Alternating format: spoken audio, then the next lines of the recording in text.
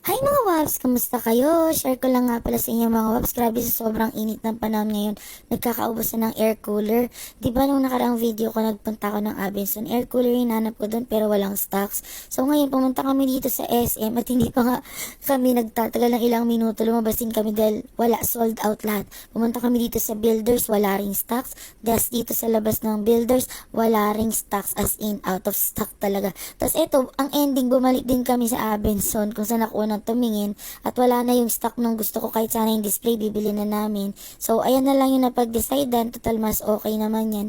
At yan na nga yung unit na napili namin, tinitesting na, nabayaran na. Kasi kailangan talaga itong mga wabsi. At yan na nga, may dalawang makulit pa, grabe ni makapag-concentrate. At nung nabili na nga namin, inatid na kami agad pa uwi. Bali hindi sa amin yun, kila mama at papa yun mga wabs. Inatid na nila kami pa uwi at pagdating sa bahay, nagmerienda lang unti at umuwi na rin sila. Yan lang. Bye!